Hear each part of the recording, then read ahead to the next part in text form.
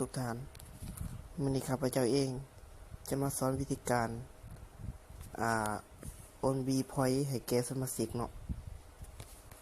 นี่ก็คือ B point ของข้าพเจ้า64,935 กีบเนาะเดี๋ยวข้าพเจ้าจะโอนให้ทีมงานข้าพเจ้าเข้าไปที่บริการเนาะโอเคเข้าไปที่บริการแล้วเข้าไปที่ point เนาะนี่เข้าไปที่ the point นี่กดเข้าไปเลยโอเคทุกท่านจะเห็นคำว่าโอน B point เนาะที่จะเป็นตัวนี้ตัวที่2นี่แนวเข้าไปเลยปึ๊บโอเคป้อนรหัสสมาชิกเนาะป้อนรหัสสมาชิกที่ข้าพเจ้าได้copyมาข้าพเจ้าจะวางเมื่อป้อนสำเร็จแล้วให้กดคำค้นหาเนาะเพื่อยืนยันว่าเป็นบุคคลที่เราจะโอนให้แทบแม่นแล้วเนาะ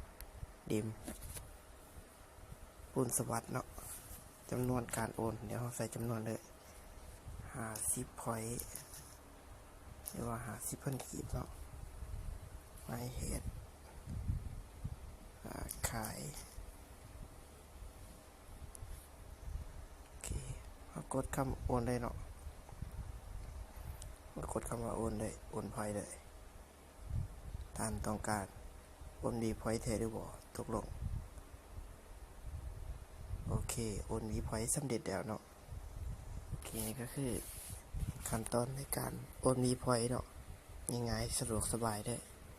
โอเคคลิปนี้จะจบเพียงสำนี้เนาะโอเคขอบใจ